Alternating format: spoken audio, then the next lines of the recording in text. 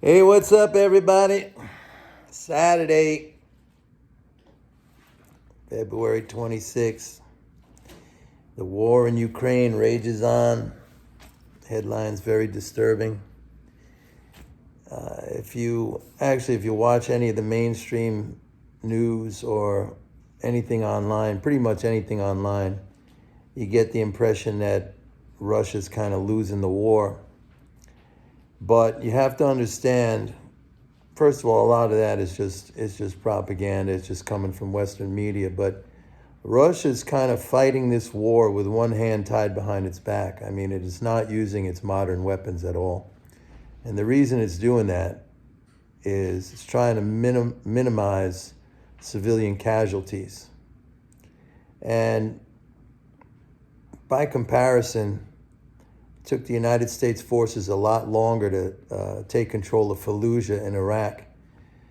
Russia even halted military operations at least one time that I'm aware of from the news sources to try to see if the Ukrainian Zelensky was open to a ceasefire or some kind of talks, some kind of diplomacy, and that was turned down. And that was turned down precisely because the Americans don't want Zelensky to engage in diplomacy or peace talks. Ukraine, up until now, has been used as a foil for American expansionist dreams, NATO expansionism, etc. So the war proceeds as is. Kiev is encircled. Mariupol is about to fall, and other areas. Kharkov, I think, is surrounded now. I mean, this is the Russian way of doing war. I mean, if you know anything about Russian history, this is how they do it. I mean, it's just a slow, grudging process, and they're willing to lose a lot of people. I mean, read the book, The Siege of Stalingrad. You need to have some background. You need to have some understanding on Russian history. You also need to understand how, for the Russian psyche, the whole concept of Nazis and Nazism, they lost 20 million of their people during World War II to the Nazis.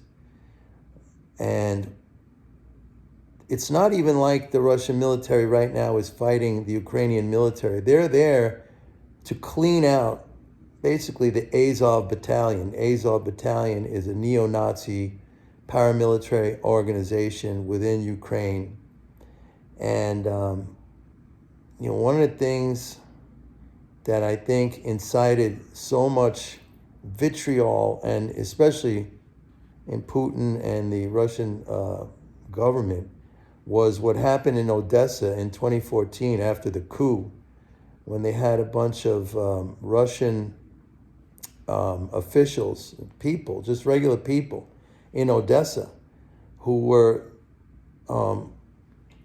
surrounded, taken by the neo-Nazi Azov Battalion, put in a building and burned to death. These people were burned alive in a building.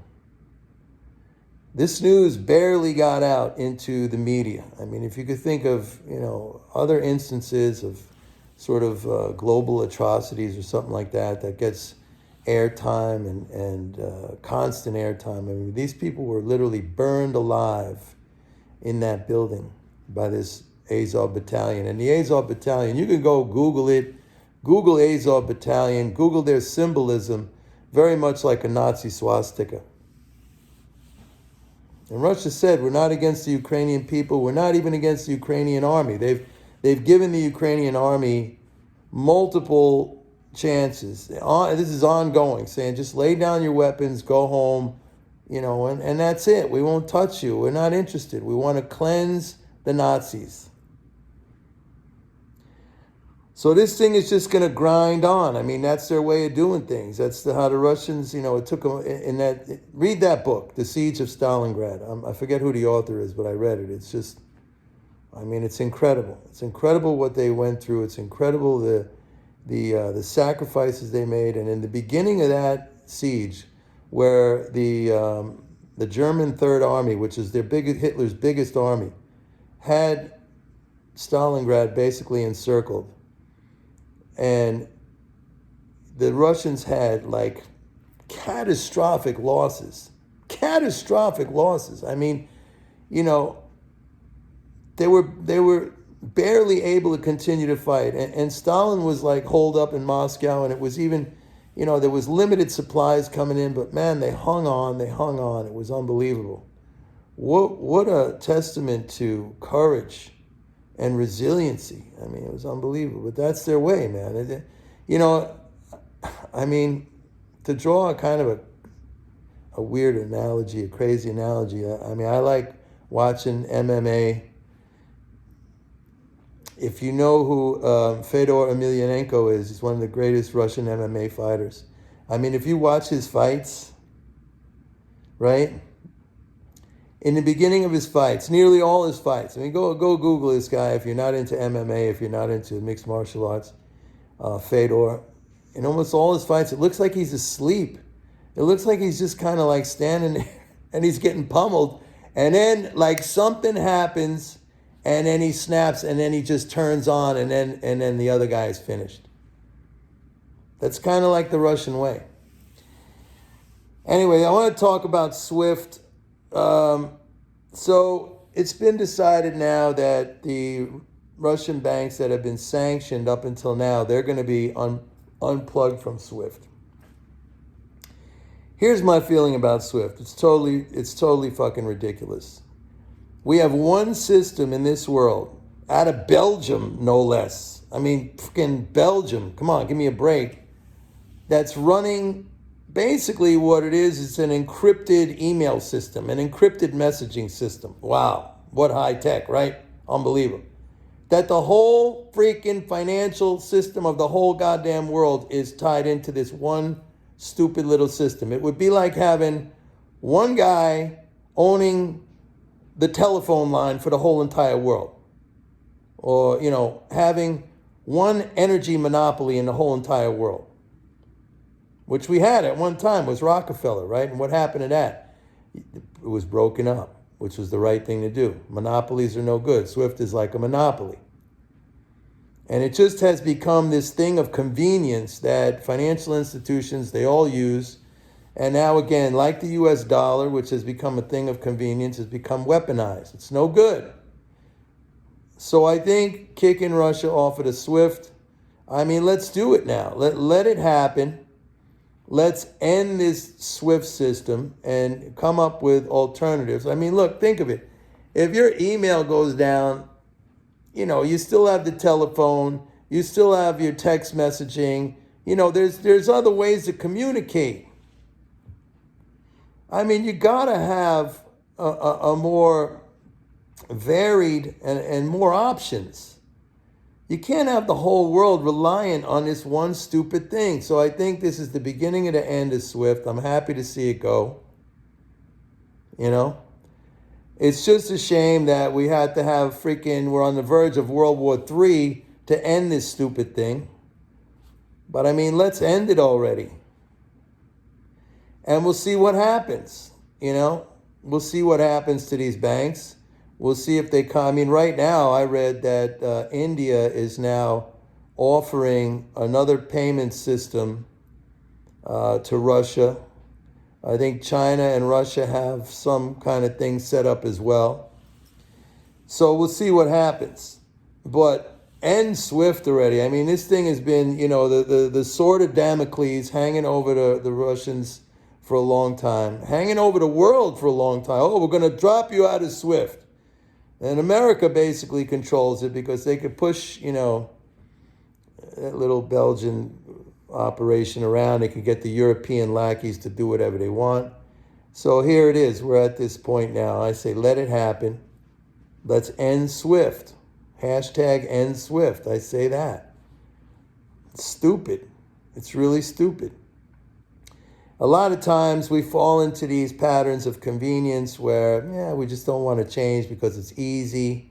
right? But then what happens is you become a hostage to that thing. And if that thing is not there anymore, then suddenly, you're up shit's creek.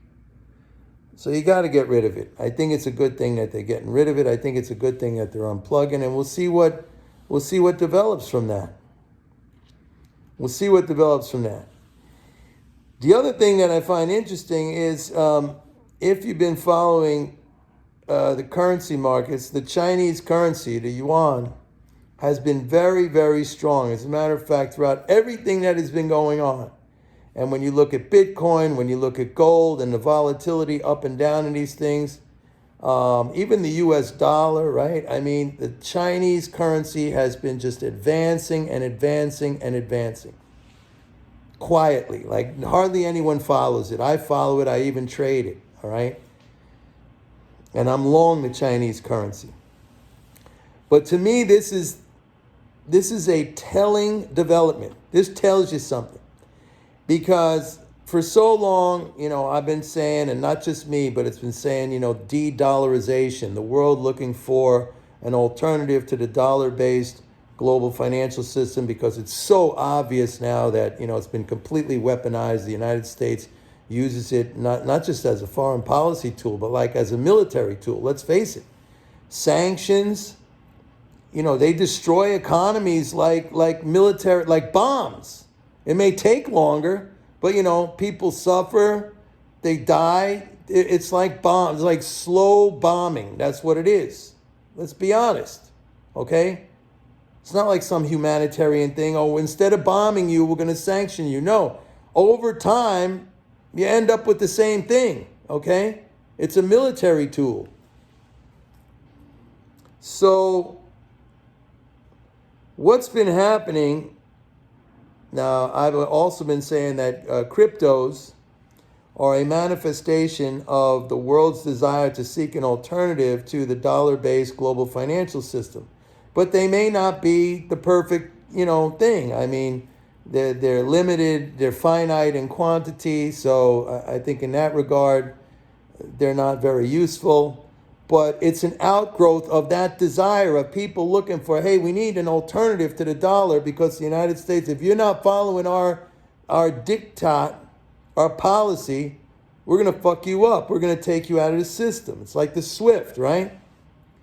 And very quiet. So you had Bitcoin, and then when the war started, gold went up, but then it crashed back down again. Gold is just a commodity. It's an industrial metal. It's not money, okay?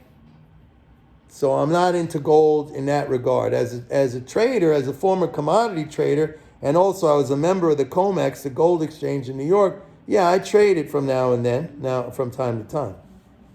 But I don't look at it as the be-all and the end-all. All right?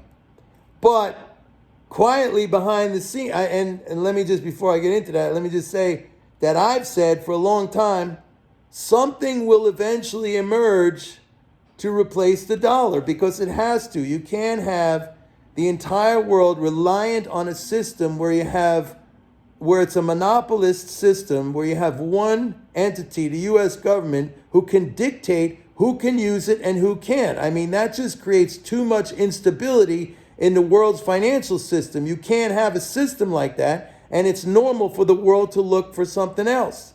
It would be like if there's one food supply and somebody controls it.